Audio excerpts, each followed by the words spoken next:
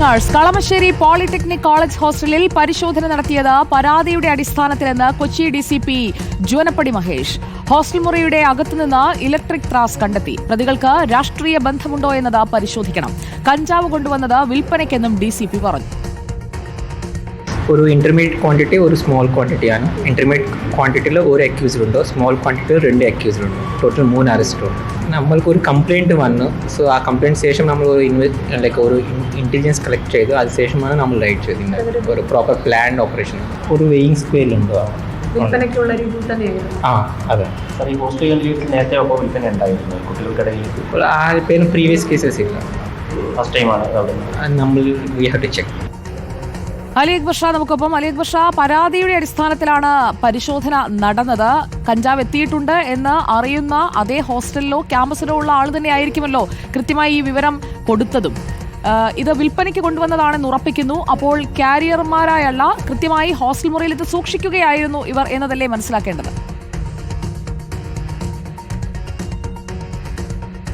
സുജിയ, തീർച്ചയായും കൊച്ചി ഡിസിപി വ്യക്തമാക്കുന്നത് കൃത്യമായ പരാതിയുടെ അടിസ്ഥാനത്തിൽ തന്നെയാണ് കളമശ്ശേരി പോളിടെക്നിക്കിലേക്ക് ഇത്തരത്തിലൊരു ദ്രുതഗതിയിലുള്ള പരിശോധനയിലേക്ക് പോലീസ് എത്തുന്നത് എന്നാണ്.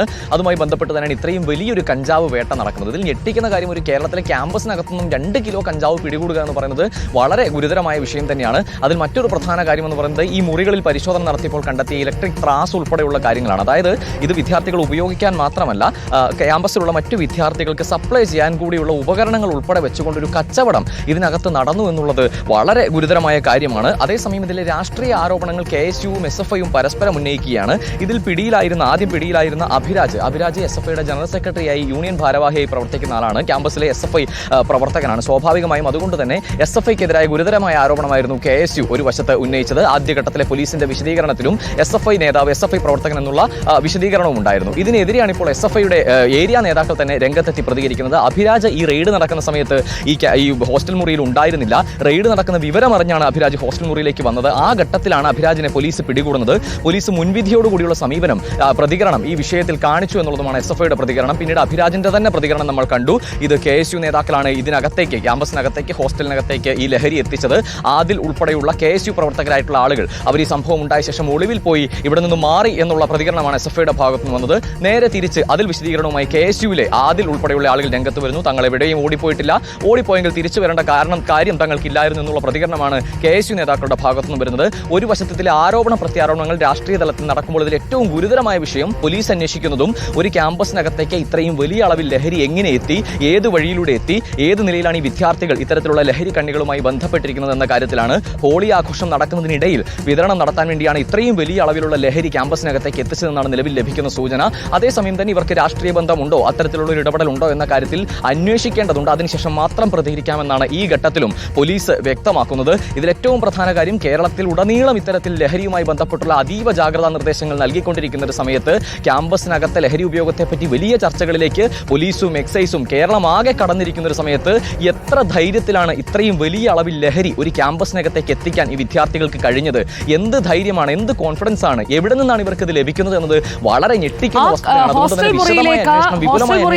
ഇപ്പോൾ ഈ കഞ്ചാവ് കണ്ടെത്തിയതിനു ശേഷം ഈ നിമിഷം പോലും മെഡിക്കൽ എടുത്തോളൂ എന്ന് പറയുന്ന, വെല്ലുവിളിക്കുന്ന നേതാക്കൾ അത് ഉപയോഗിച്ചിട്ടില്ല എന്നത് വ്യക്തമാണ് അലി. പക്ഷേ അത് വിപണനം ചെയ്തിട്ടില്ല എന്ന് പറയാൻ കഴിയില്ല. വെയിങ് സ്കെയിൽ അടക്കം അവിടെ എത്തിയിട്ടുണ്ട്.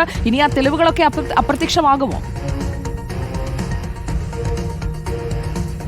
തീർച്ചയായും സുജാത്, ഇതിൽ ഏറ്റവും ഞെട്ടിക്കുന്ന കാര്യം വിദ്യാർത്ഥികൾ ഇത് ഉപയോഗിക്കാൻ മാത്രമല്ല ഈ ക്യാമ്പസിനകത്തേക്ക് എത്തിച്ചത് എന്നതാണ്.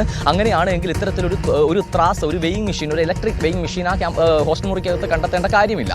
ഈ പോലീസ് ഇന്നലെ രാത്രിയിൽ പരിശോധന നടത്താൻ എത്തിയപ്പോൾ തന്നെ കാണുന്ന രംഗമെന്ന് പറയുന്നത് ഇത് ചെറിയ കവറുകളിലാക്കി പാക്ക് ചെയ്യുന്നതാണ്. അതായത് ഈ ക്യാമ്പസിനകത്ത് ഹോളിയുമായി ബന്ധപ്പെട്ടാകട്ടെ അല്ലാതെ ആകട്ടെ ഈ ക്യാമ്പസിലെ വിദ്യാർത്ഥികൾക്ക് വിതരണം ചെയ്യാൻ വേണ്ടി തന്നെയാണ് ഈ ലഹരി എത്തിച്ചതെന്ന കാര്യം വ്യക്തമാണ്.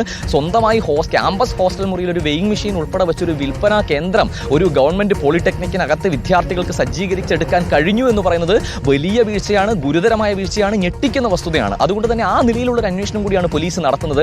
ഇനി ഈ ക്യാമ്പസിനകത്ത് മാത്രം വിൽക്കാനുള്ളതാണോ? സമീപത്ത് സ്കൂളുകളും ക്യാമ്പസുകളും ഒക്കെ നിരവധി വരുന്ന പ്രദേശമാണ് കളമശ്ശേരി, നമുക്ക് അറിയുന്നത് പോലെ. അതുകൊണ്ട് തന്നെ പുറത്തേക്ക് ഒരു വിൽപ്പന നടത്തുന്ന ഒരു വിൽപ്പന സംഘം ഇതിനകത്ത് പ്രവർത്തിക്കുന്നുണ്ടോ എന്ന കാര്യത്തിലെല്ലാം ഒരു വ്യക്തത വരേണ്ടതുണ്ട്. എന്തായാലും പിടിയിലായിരിക്കുന്ന വിദ്യാർത്ഥികൾ ആ സമയത്ത് ഈ ലഹരി ഉപയോഗിച്ചിരുന്നില്ല എന്നത് വ്യക്തമാണ്. പക്ഷേ ഇവിടെ നിന്നും വിൽപ്പന നടക്കുന്നുണ്ട്, അല്ലെങ്കിൽ വിൽപ്പന നടത്താനുള്ള ആലോചനയുടെ ഭാഗമായി തന്നെയാണ് ഈ മുഴുവൻ 2 പോളിടെക്നിക് കിലോയോളം കോളേജ് വരുന്ന പ്രിൻസിപ്പൽ കഞ്ചാവ് തന്നെ ക്യാമ്പസിനകത്ത് പറഞ്ഞത് കഴിഞ്ഞ എത്തിച്ചെന്ന തവണയും കാര്യം ചെറിയ തോതിൽ ഡാൻസ് സ്റ്റാഫ് പിടിച്ചിരുന്നുവെന്നാണ്. എന്നാൽ ഇത്തവണ വെയിങ് സ്കെയിൽ അടക്കം പിടിച്ചെടുത്തിട്ടുണ്ട്. പരിശോധനകൾ കൃത്യമായി ഉറപ്പാക്കേണ്ടതുണ്ട് ക്യാമ്പസുകളിൽ. Thank U.